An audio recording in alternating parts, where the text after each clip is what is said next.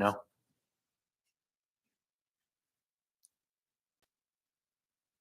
Good, thanks. I'll start over. Good morning, everybody, or good afternoon now. I call to order this Assembly Quality Municipal Services Ethics and Elections Committee. This is Chair Constant standing in for Committee Chair Rivera. We'll start with introductions. Karen Bronga. Anna Brawley. Christopher Constant from the administrator, or no, from elections, and the clerk. William Northrup, the election administrator. Jamie Hines, Municipal Clerk. Bird's Deputy Election Administrator. From the administration. Elizabeth Nicolai, Library Acting Director. All right, thank you. And just in case I didn't say it, today, September 25th, 2024, we're scheduled from 12 to 1. It's now 12:03. We have on the agenda today a review of Title 21 draft ordinance as new business, but I also see that there is additional information from Anchorage Libraries. So we'll go ahead and add that under the new business.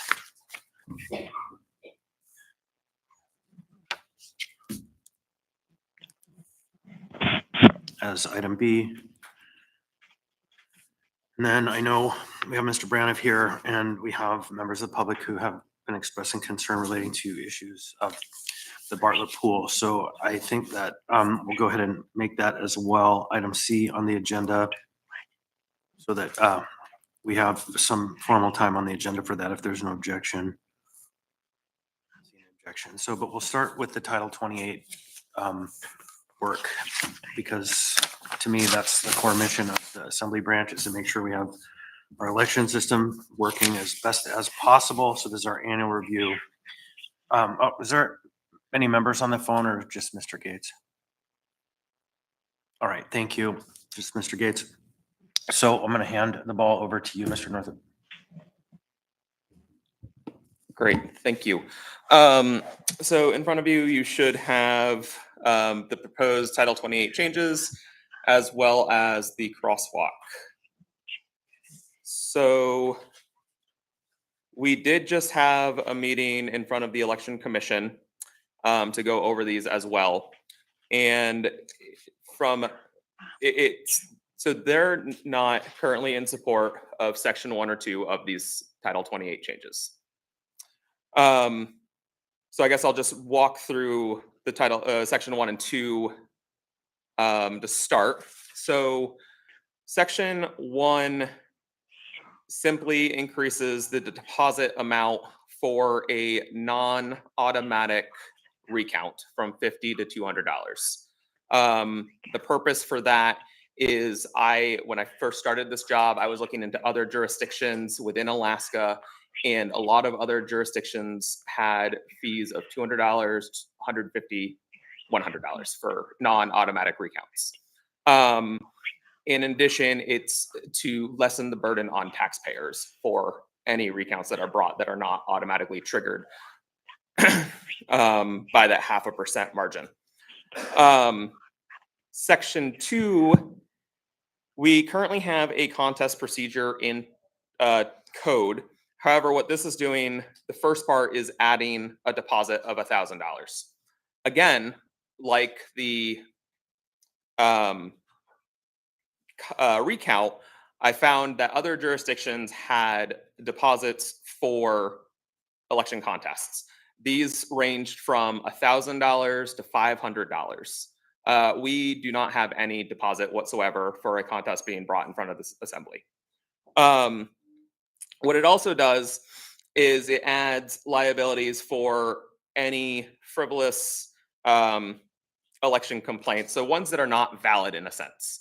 So if a non-valid complaint comes forth and the assembly decides to investigate and finds it's not valid, then the individual or individuals or campaign bringing that complaint or that contest, I should say, would be paying for the amount that it costs. Again, lessening the burden on taxpayers. If it is a valid contest, then there is a new addition that adds a reimbursement of that $1,000 to that individual, those individuals, or the campaign bringing forth the contest. And then there's a section that indicates that if the contest is valid, but it results in an election recount or the recount of that precinct or the area wide, then that just reverts back to the guidance of the election recount section of code.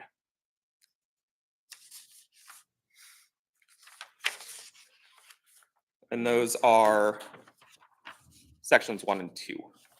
And so I would just share that what I heard from the commission was that sections 1 and 2 added hurdles to someone who was wanting to bring a recount or a contest, and their recommendation was to balance public interest with the hurdles. So that was what I took away from that. And so from our perspective, we will be pulling out sections 1 and 2 from this unless this committee directs us otherwise. Go ahead, Ms. Brawley.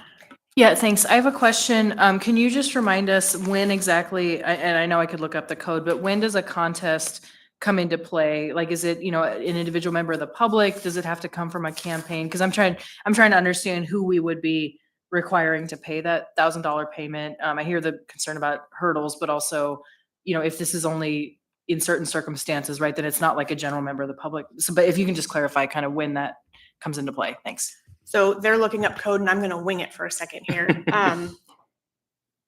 A contest, I believe, can be brought by a campaign or 10 members of the public. And so the application would have to be signed by the campaign or a representative and 10 additional. I don't want to use the word petition, but 10 additional members of the public. So it is 28.100.010. It's a candidate or 10 qualified voters may contest the election. And they can only do that for malconduct, fraud, or corruption. The person certified as elected is not qualified as required by the law, or any corrupt practice as defined by law sufficient to change the outcome of the election. Those are the 3 reasons. Okay, so basically a relatively high bar, both on who can do it and then the reasons why. And then other question, are there other jurisdictions that charge, like you said, you looked at others for section 1, but is this, would we be unique? Thanks.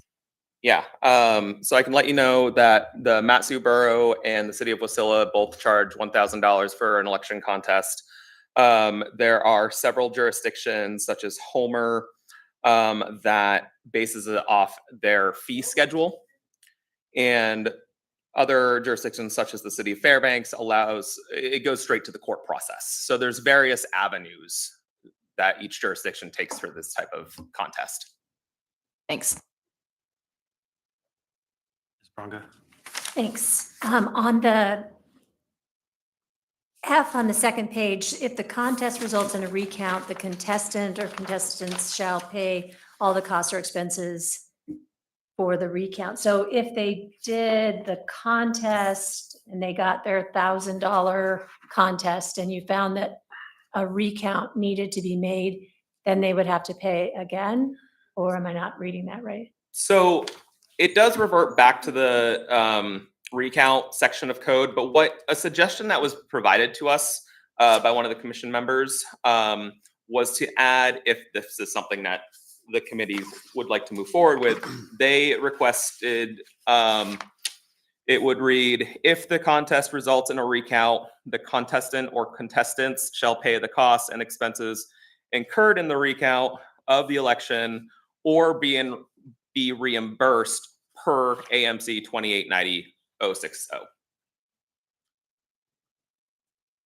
Thanks.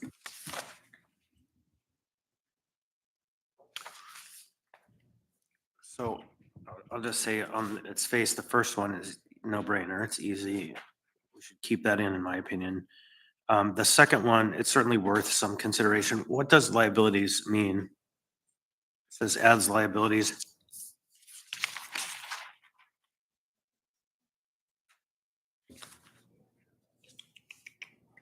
Are you, Just in your crosswalk, and then Oh. it says, under 28-100-010, adds liabilities if a frivolous election is brought. so, Where is that? yeah, so the liabilities essentially, so that's, I probably should have cleared that up more in my crosswalk, but that's essentially having to pay for the contest if it's if the assembly finds it's a non-valid contest and has accrued expenses towards the investigation. So the $1,000 is not all lost to the individual. They make the deposit, Mhm. then the contest is found invalid, is Mhm. not upheld by the assembly. And so they're only liable for the actual cost that you call the liabilities, or Yes. they sacrifice $1,000. It would, so I guess if this was to move forward, it could be either way. I could probably make this clearer to indicate that it would come out of that deposit and then whatever's left would go back. I think that would make the most sense. So I think what would be wise to provide would be some kind of a analysis, like a statement of economic effect. What would those costs be if you were to kind of contemplate just a kind of a milquetoast standard contest, or look at the last several that have been Mhm. proposed, what those costs would be, because that might actually shine a light on what the rational number would be if we are going to reimburse other than actual expenses, right? If the intent is to kind of make people be really sure that they are having a contest on facts, not just on the intent to create misinformation, there is an argument that some amount of that would just be sacrificed in the case of a contest found not valid. Mhm. There is an argument there, and it's a valid argument, but we need to understand what those liabilities might Mhm. be in order to understand the kind of scale and scope of what's reasonable and rational.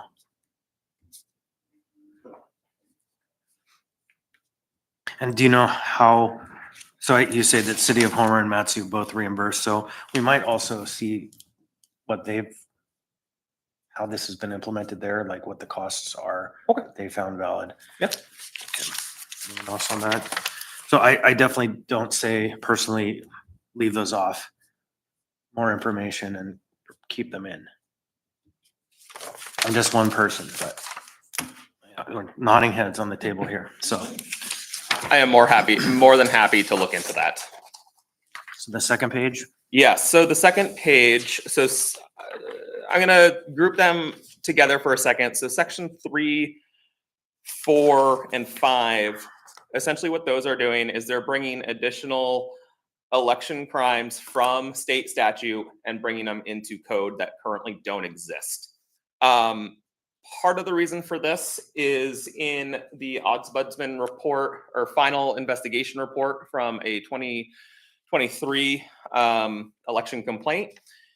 One of his suggestions were to include additional election crimes that were not already within code itself.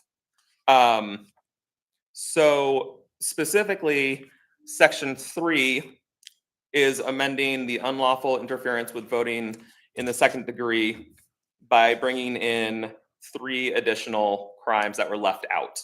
One of which is uses, threatens to use, or causes to be used force, coercion, violence, or restraint, or inflicts, threatens to inflict, or causes to be inflicted damage, harm, or loss upon or against another person to induce.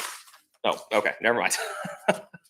But essentially, it's bringing in additional crimes that were left out. Same with section 4. It's just bringing one additional crime that was left out of voter misconduct in the second degree. And then section 5 is a new section that was not, from what I saw, within code at all. And that's unlawful interference with an election. Again, this is all from state statute and just bringing it into municipal code so that APD can investigate and that the municipality can prosecute if need be.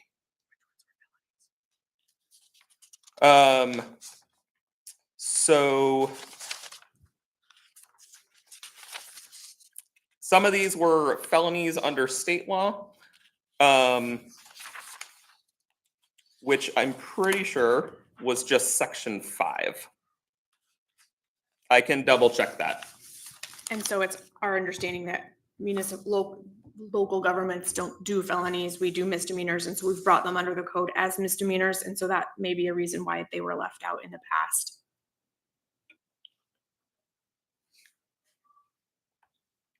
Ms. Braun. Thanks. This is on section 3. So as I'm reading it, I did look up the code. So the other, and I understand the general idea of interference with voting. A lot of those current crimes that are described here are really what could happen either within election center or around it or around a polling place. These other ones, and then also there's number 3 talks about soliciting a registered voter who's no longer qualified to vote. So that one contemplates kind of outside of the realm of election center ballot boxes, et cetera. These ones also seem to do that. So I guess the question is more around enforcement. I mean, obviously, hopefully this isn't happening, right? But do you foresee a lot of scenarios where, well, and I guess, if this is caught after the fact, kind of how would that be addressed? Let's say a month later, it comes out that, someone had a party and they're giving out gas cards for everybody who votes or something like that. How would you see that kind of playing out? Yeah, so I think that would be up to, so if these were brought in, and if something was found to have happened later, that would likely be up to the assembly to decide whether or not how to deal with that. I can say that we did, in front of the assembly for this past election, there were suggestions that somebody was bribing people for their vote, which is another reason that we were bringing this in as the ability for APD to, again, investigate and the municipality to prosecute if need be, because currently we don't have the ability to do that. And it was the same thing that happened, I believe, in 23. We didn't have the ability to prosecute under the suggestions that were brought with that complaint. So this just, it attempts to give the municipality the ability to do so. Also with other valuable thing, I understand, I mean, there's one thing could be, everybody who votes, you get entered in when somebody wins a car, that's more a physical thing. But I know there's intangible things. It does mention, sounds like a promise of government employment, for example. But I just want to make sure that this definition would also cover things like, I don't know, subscriptions to some online service or, some things of value that aren't physical things. Because I guess I'm just stuck on the word thing and not to get into, the grammar aspect of it. But I just want to make sure that we're broadly talking about items of value or which can include non-tangible things. Yeah, so it is defined on page 3. And again, this is taken from the state of Alaska. So on page 3, they have, for the purposes of A11 and 12, other valuable thing includes, and then does not include, and it provides a list. This list, again, was taken from state statute. It can, include more if need be, or things can be subtracted. So I think this could be more of a conversation piece to see exactly, is this what the municipality would like? Or is there additional, or is there something that needs to be taken out?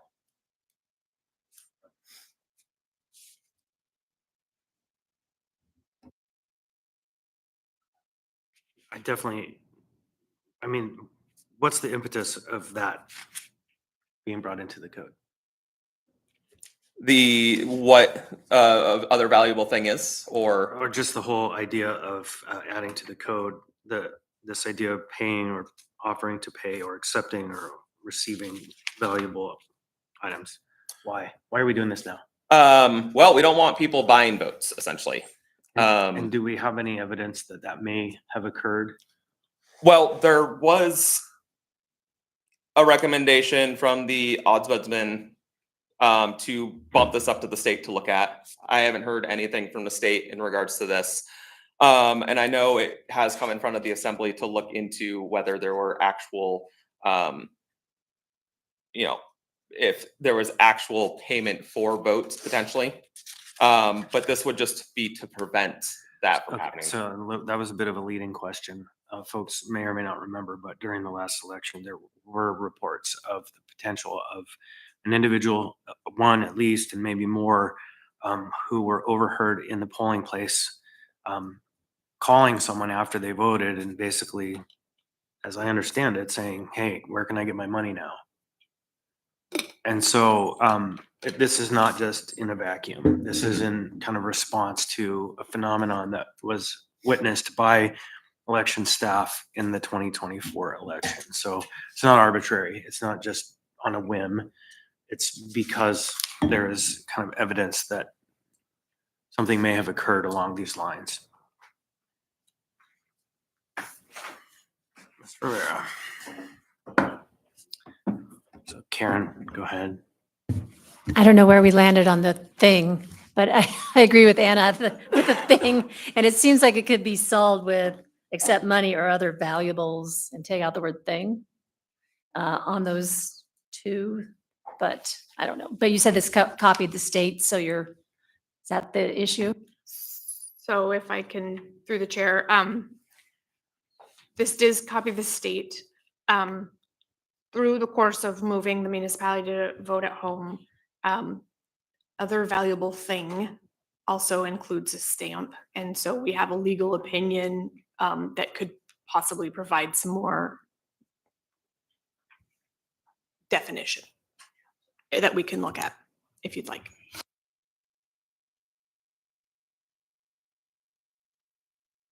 And Anna, I'll just keep going through this item and then you can have it. Yeah, another question that just came to mind, and just to be clear, so the way that this is worded, it looks like basically voting period. So somebody, if I went and said to somebody, and I'm not going to do this, I will give you $20 if you are sure that you vote, and then I'm not saying who to vote for, but it's the act of trying to get somebody to vote and giving them that monetary compensation. That's what this is about, right? Obviously, within that would also be if you're telling somebody who to vote for, but this is really just about voting period. Correct. And there is also in here, it prohibits individuals from paying someone to also not vote. So yes.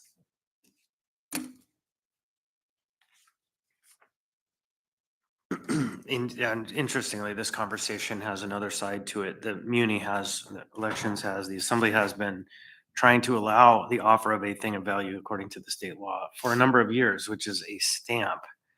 Because we have vote from home, vote by mail, the state has determined that a stamp is a thing of value. Thus, it is not lawful to give a stamp to someone to submit their ballot, though you can give them a ride to submit their ballot. Anyhow, so go ahead, Jamie. Well, I think that for purposes of voting at home, I think that it had been a part of the stakeholders group that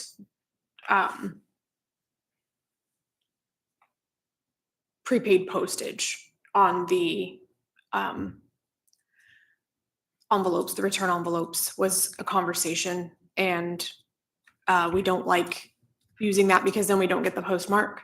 And so I think then they reviewed, well, can we give them this pre-stamped envelope? And that was no, because it's a valuable thing. Yeah, and that's a whole other conversation. Yeah. And there's lots of logic why it makes no sense for us to put a meter on each of those envelopes, but that's a conversation for a different day. So other questions on the penalties for misconduct? Anything else? I think the last thing that we would ask is that last meeting, you heard from Brian Finney from Democracy Live regarding that service. And we do have an edit that we would want to make to the code if there was support for the municipality to contract with Democracy Live for military overseas electronic voting options. What's the nature of the fiscal note? Oh, no, it's a code change. You didn't say how much you said. What's Do the you know change? how much democracy we So there is a grant available. So there's two options here. From my understanding is that there's a grant available for jurisdictions who do want to use Democracy Live to essentially get it for free. And through my conversations with Democracy Live, that has a 99% chance of actually going through. So most of the I would actually say all of the jurisdictions have received the grants. But otherwise, it's, the cost is around, from the quick number that I received was about $5,000. Again, that was just quick number. And I would then need to get more Code information. change. What's the code change? The code changes themselves are mostly minor. So it would allow, instead of just email and fax, it would also allow for a secure document portal, because these ballots would be transferred through a secure document portal rather than email or via fax. So we bring that in. The additional aspects is these ballots would not need to be facsimiled. So there's an additional clause under facsimile that just takes these out of facsimile because they can be printed on an on-demand ballot printer and run through our system. And then the other one is how we would go through, actually, let me bring it up. Yeah, no, that would be a cost savings. So there's expense and savings. If you think we don't have to then have two people facsimile each ballot by the 200 or 300 that come in, 400, 400, 500, that is a time intensive, expensive process. And so there's two sides to that balance sheet. There's one more, just brought up the edits that I made. So yes, it would be about processing these ballots. So typically ballots that are received by fax and email, the voters are still signing, so we still have to match the signature. That would be different in the case of these ballots that are sent back through the secure document portal. They'd be processed in essentially the same way. But if the voter signature, because it's going to be an electronic signature, doesn't match what we have on file, because a lot of our signatures, we do have DMV signatures, which are electronic. So from a study done in Washington, those should be matching, but a lot of our other signatures are handwritten ones. So until we get more electronic signatures in our database, essentially what we're doing is we're requiring two verifiers. Right now we only require one, but for this purpose we would be requiring two. So that's either your voter ID, the last four of your social, or your date of birth. All right. Karen, you had a question? Or not Karen, Anna, if you were in the queue. Yeah, thanks. This is on the ordinance. First, I just want to say I appreciate the focus on protecting election workers. I was just speaking to Mr. Constant beforehand. National League of Cities did a survey of municipal elected officials and staff and found that I think it was 73% of folks have experienced some kind of harassment, obviously not just around elections, but I remember what happened in 2021. So I appreciate that we are taking that seriously. My question is actually on timeframe, because I know I recall from past years that there's a window of time that we would make these changes so that they don't impact the next, or so that they can be put in place before the next election. When do you guys expect this to move forward, and what would be the hard deadline in terms of when it would need to pass to be effective for 2025 election? Through the chair, our plan is to have a meeting with Dean on Monday, I believe, Correct. to have him do the legal review on this, and then hopefully introduce it in October, and then put the public hearing to December, so that we could hold a work session in the meantime if we needed to, but also so you're not dealing with it during budget season, but it would be, hard stop would be the second meeting in December, so that it could be in effect as we move into candidate filing and into the next election season. Thanks. All right, Mr. Gates, you're in the queue.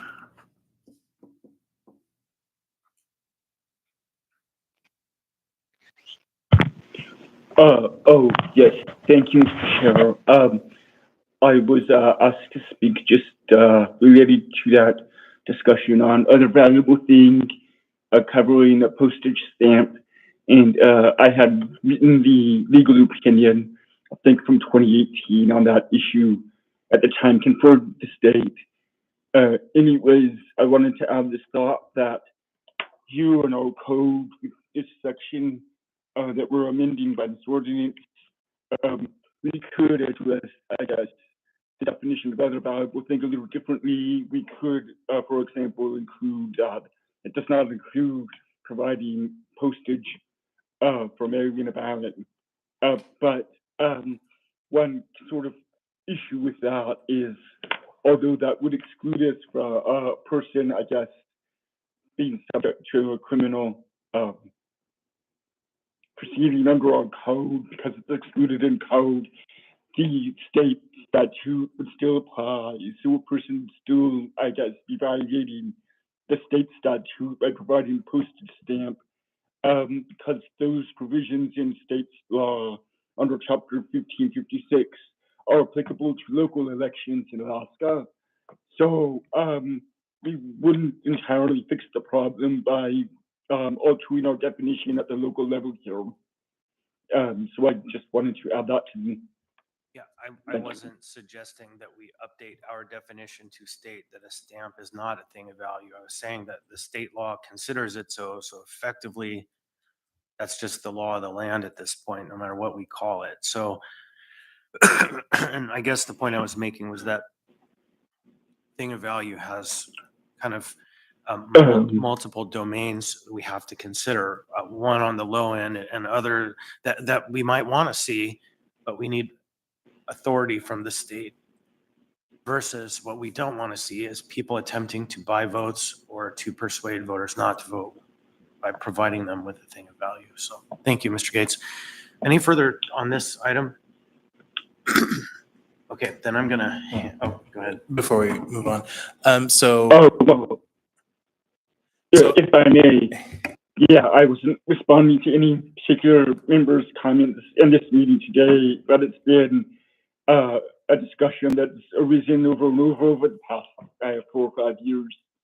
And there has been, I think, inclusion of the state law change in our legislative program the past couple of years, asking the state to exclude postage stamps. So anyway, thank you. Mr. Rivera. thanks.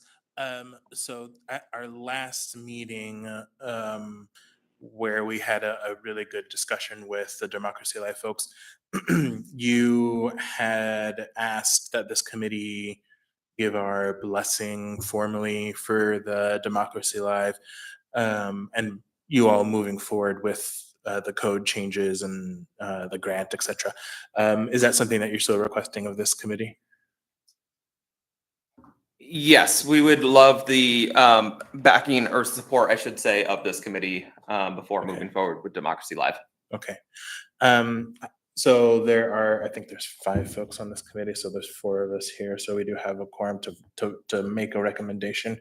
I do know that 2 of the members here weren't here for that discussion. So are all members comfortable voting on that piece? Okay, then I would offer, I don't think we need a vote, just ask, is there any objection? we can go that way. Yeah. So is there any objection to our committee giving our recommendation that the elections team move forward with the Democracy Live software? Not an objection, but I do have one question. Yeah. Just to be super clear, because I was here for the presentation. So this would be utilized, like, for example, I would not use it unless I opted to vote electronically. Is that right? So it'd really just be the universe of folks, like you said, who are deployed or overseas or opt into that particular option. Correct. Yep. It would follow the same kind of process we already currently use for vote by email and vote by fax.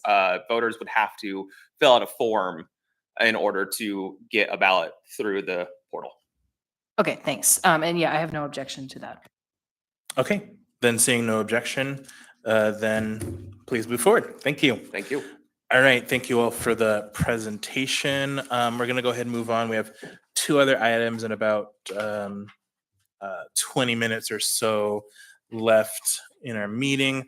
So we'll move on to the library. We have a draft ordinance here regarding fines and fees. Welcome. Good afternoon. So in 2019, when the Assembly passed the 2020 fiscal budget, they removed all expected revenue from overdue fines. And just because I'll use both fines and fees, a fine is what is levied if a book is returned or book or item is returned late. A fee is a replacement fee, a photocopy fee, pretty much any other charge. Fine, we use exclusively for the overdue charges. So those were removed. And so on January 1st, 2020, we went fine-free for overdue items. This has been a very successful project for the last 4.5 years. However, the cost of overdue fees or fines, I apologize, was never removed from code. So this both removes the overdue fines from codes. It also removes some of our other fees, including if you look at current code, it lists out how much a photocopy costs and every other fee, including our rental fees. In this way, we would like to parallel our friends at the Parks Department who do not list every room rental fee. This would allow us to change it more efficiently, as well as to work with large events and small events to have sort of reflective pricing based off market rates and group discounts and things. So the fees that will remain within code, you can see it's just in section A, and it is a replacement fee if an item is fully lost and a retail value is not known. This is sort of a standardized cost that is only applied if the retail value is not known and the item has been declared lost.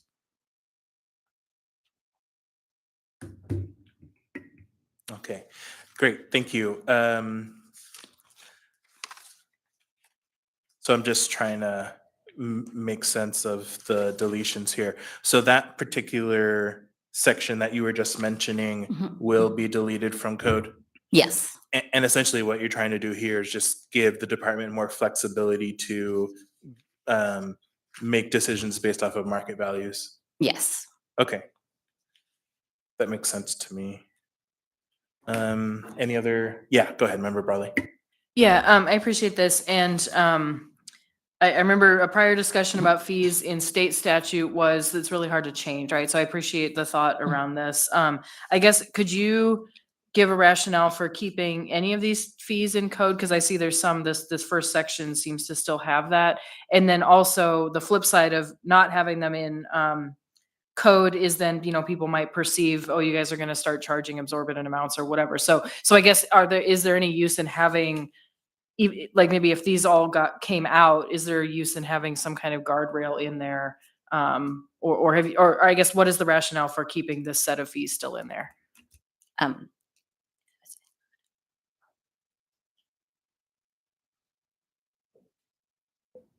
Hi, Jessica Willoughby. I'm an assistant municipal attorney that helped on this ordinance. And as to the question, Member Browley, about whether there's a requirement in code, the language of the code off the top of my head, I'm thinking it's 3.99, and it requires us, or maybe it's in charter, it requires us to put fines and penalties in the code, and seeing that a replacement cost could be perceived as a penalty, I thought the library would err on the side of caution in that instance.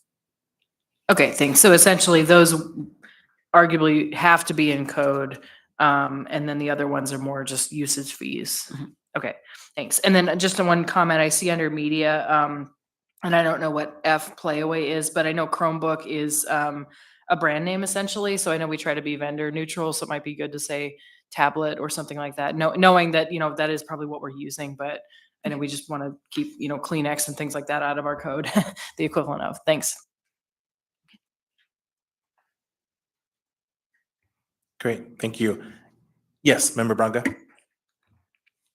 I think I'm seeing the answer to my question, but so if you're not charging a late fee, when do you ever get to the point where you know that the item is not going to come back? Is there a certain number of days where you finally? Yes, and that is outlined in our policies, which are published on our website.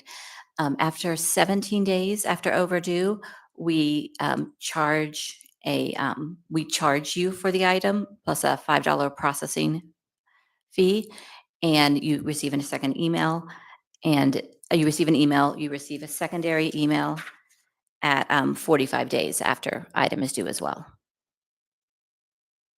Thanks. Great, thank you. Any other discussion?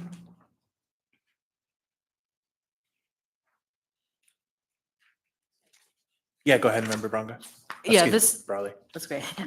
This is a little bit outside of the scope, but I'm just curious, because I know there's rental fees for these rooms and I understand why, but I think they can be waived in certain circumstances. Can you describe, when folks can access these for free, or what organizations or what types of situations? Absolutely. And that's part of why, if it's in code, it doesn't have that flexibility. Currently, we, if it becomes a partnered program where a library is co-sponsoring it, then we waive the rental fees. We also have a policy by which a nonprofit group can access a specific room up to 2 hours of public time, within parameters of they're not selling something, or there are other parameters for usage of the room without, the biggest one, of course, being they're not charging admission nor selling anything. And so those are nonprofits, 2 hours once a month. The rooms, when not previously rented out or reserved for municipal programs or library programs, are available on a first come, first served basis as a study room when staffing is available to facilitate that. And just a quick follow-up, community councils, so I know they're not nonprofits. I mean, obviously the FCC is, but they don't have legal status beyond what's in our charter. So do they count as a nonprofit? I use the word nonprofit erroneously, and I apologize. Our policy actually says nonprofit or other tax exempt status, because that also has been other groups like both churches and the community councils. Yeah. I would offer, though, that churches are organized under the 501c section of the federal code, and most community councils are organized as nonprofits under the state law, which is a very easy process. And in fact, most of them are moving that way now, since the new policies for fiscal management at the FCC have made it even more tricky. So I think they all fit under the rubric of nonprofit. Great. And then, so I just want to double check an assumption that I was making. So currently, does the department budget factor in any fees? Like, is it a line item in your all's budget? There's no factor in for overdue fines. There is a factor in for rental fees, as well as a little bit for photocopy fees and a few other things, but there is none for overdue fines, and has not been since the last time it was in was the 2019 fiscal year. Got it. Okay. All right. I think we're good on this one. Great. Thank you so much. Oh, when do you think this will be introduced? We hope to have it introduced in October. Perfect. Thank you. All right.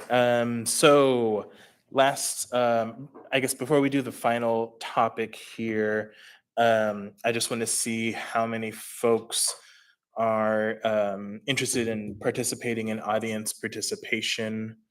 If I can get a kind of one individual. All right. I think that's separate from the topic of the pools. Yeah. So we're going to go to the pools here soon.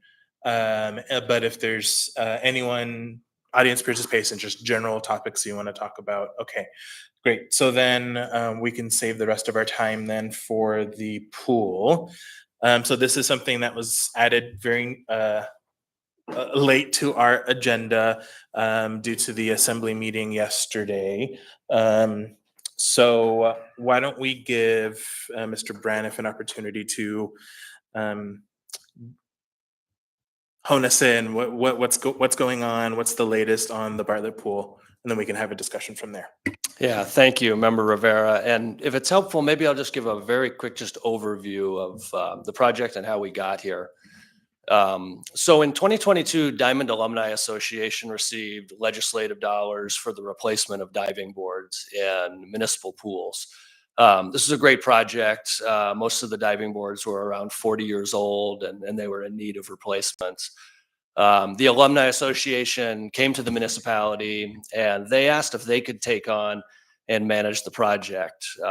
Parks and Rec and the other relevant MOA departments as well agreed to allow the project group to take it on. Had we anticipated the effect the new diving boards would have on other user groups, primarily the competitive swimming community, we would have engaged in a public process prior. We've received a lot of emails from the public regarding the new diving boards, their footprint on the pool, the number of boards. I have a petition that's signed by now, I think, over 650 members of the swimming community. I watched the public testimony at last night's assembly meeting online on the topic. And the concerns that we've heard from the community relate to safety and to on-deck logistics of running swim meets, and particularly regarding relays, which place a large number of people on the deck at one time. And it's worth noting that we're also hearing from the diving community simultaneously while all this conversation takes place. I believe that future public process will be the cure, and it's imperfect to do things in this order, but I'm working actively to put together the elements of the process. And I apologize for the lack of municipal oversight as it relates to this. And yeah, we're going to kick off the public process through the Parks and Rec Commission as soon as we're able to, as soon as I have the pieces in place. And with that, if there's any questions or further clarifying information I could provide, I'd be happy to. Thanks. Yeah, Member Branca. So when we spoke yesterday, I asked you to consider possibly, because it was a replacement program and you ended up with an extra 3-meter board at Bartlett, while we wait for this public process, could one of the 3-meter boards go away right now? Did you have a chance to think that over, talk it over?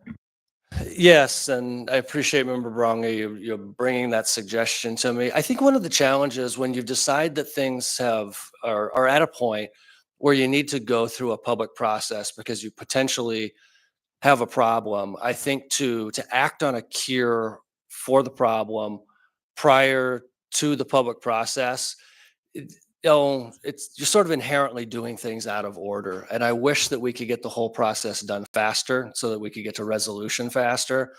But I think if we start doing things now in terms of removing boards or replacing or something like that, I think it actually undermines the process itself. In terms of removing potentially one board, so that, because formerly there was one 3-meter board, now there's 2 3-meter boards. I think if we remove one of them, it only partially solves the problem, because the one board, which had a relatively small footprint on the deck and its footprint began further back from the water line, split essentially lane 4 and 5 in the pool.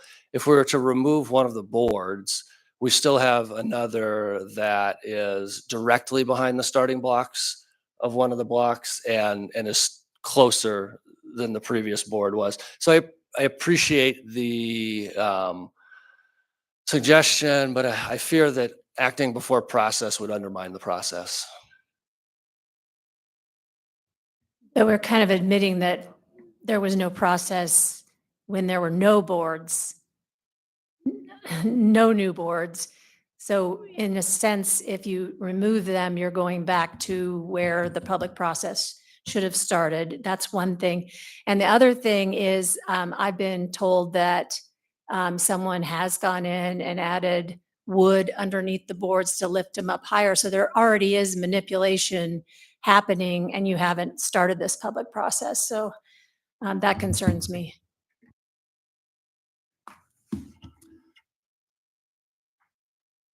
Would you mind repeating the first part of your? So the public process should have Oh, happened yes. prior to any boards. Yeah. So if you took the boards out, it's not like it's where they should be prior to a public process. Sure. Thank you for that. You jogged my memory.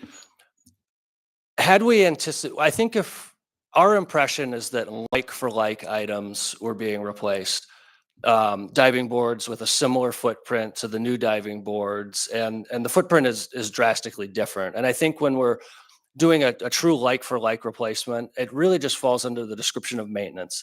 And maintenance isn't something that we engage in public process for. I think things that generate a substantive change are items that we would engage in a public process for. So that's the element that we hadn't anticipated, is that the footprint of the diving boards would change the use of the deck. And had we known that, then we certainly would have reached out to all members of the pool using community and listened to their input first.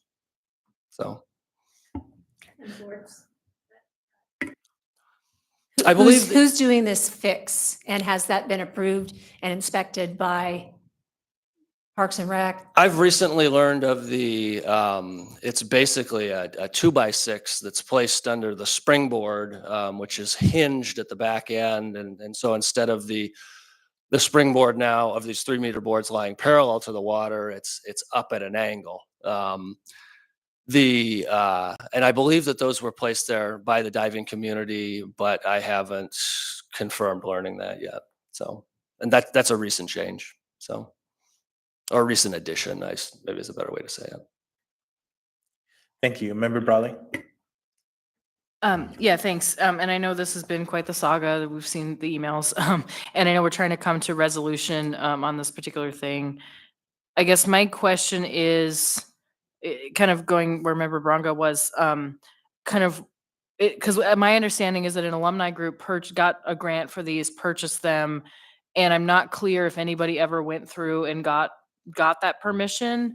And I guess what I'm interested in is beyond just solving this, how do we address this issue going forward? Because I know there's always well-meaning groups who raise money and want to purchase things, right? And then it is good to do that in the community. But if you're going to get state grants and then just doing that in a vacuum, that is not helpful, right? And so I guess I don't know if you have specific thoughts on that. But just more generally, I just want to say, like, I think we need to do better and to help community groups who are trying to do, well-meaning improvements to not create the problems that we are seeing now. But I'm just wondering, kind of, as far as we understand, where was that breakdown, knowing that we need to move forward and fix it? Thanks. Yeah, thank you for the question, Member Brawley. It's a good question, and it's something that I think I just, the best course is for me to just take responsibility for it. And I think as I gain more experience in the role, I think with the experience, you're able to foresee some of these things before they come. But I think, yeah, anytime we have money come to us from outside the municipality, and we potentially allow a project group to take on something like this, that yeah, through this experience, I think we're going to be able to better foresee potentially some of the pitfalls. So, Thank you. Member Constant? Yeah, thanks. So I think there's another constraining variable other than the process, and that's the terms of the grant. We received the grant, right? Came to the muni. the grant was received by Diamond Alumni Association. So the money actually went to a third party. Correct. That's interesting. So effectively, we're not on the hook with the state for performance. I would answer no. Yeah. I think that's a question the attorney should probably look into to figure out if that liability transferred to us when we received possession of the asset. I would like to understand the legal liability there. And then second, the other night, last night asked for us to do some kind of injunction. I just wanted to say, and last night wasn't proper, we don't have that kind of power.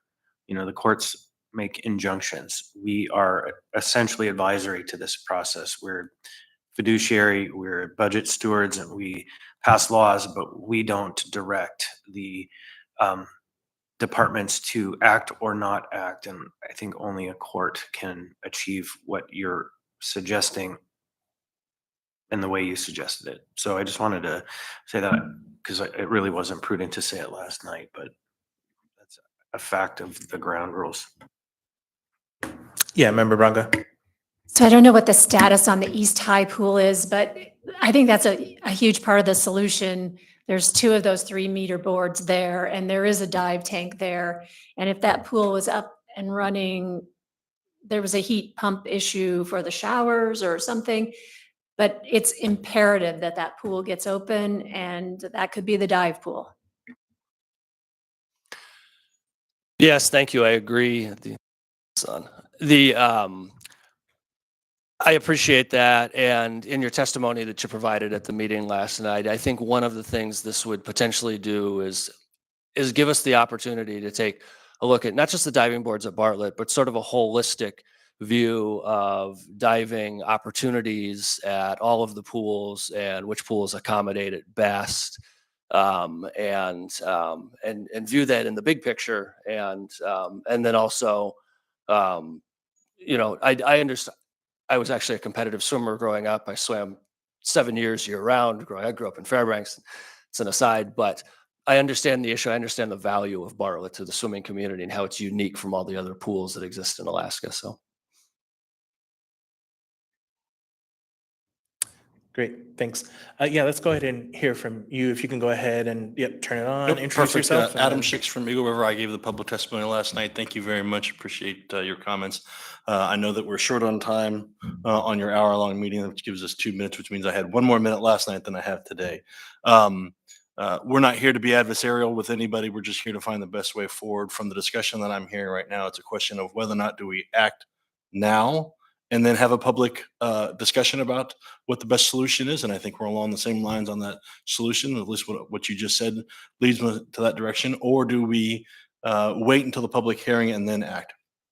I think some of our concerns are based on quality public services and safety. And I think that it would be better to act now and then begin the public process for that, based on the position of those boards and the ladders to the wall and the exit, based on the proximity to the starting blocks and some of the larger swimmers out there. I give a ride to a 15-year-old to and from swim every morning because we can't bus him, and he's 6'2", and so when he swings his arms up to start on a start, he's right below that board, which is why the 2x4s are underneath there right now. I think based on safety and management for these large meets that are coming up, I would prefer us to act now, disassemble the boards, put them into storage, and then have the discussion about specialization as we move forward. And that would be the impetus for acting and then talking. Thank you. All right, so we're almost out of time, but sure, that'll be the last thing we do. I think someone asked you last night if you engaged with Anchorage School District at all on the issues, and I don't remember hearing the answer. Yes, we did. We were asked that. We have not engaged with Anchorage School District because 3-meter boards are not part of the Anchorage High School's dive competition category, and the Bartlett pool is managed by the Parks and Rec Department. So there's no impact. In fact, we've got, I'm being told that there have not been any competitions at Bartlett on the 3-meter pools since those went in. But I may be mistaken on that. There's certainly not any from a Anchorage School District standpoint. Okay, great. Thank you. With that, we're adjourned.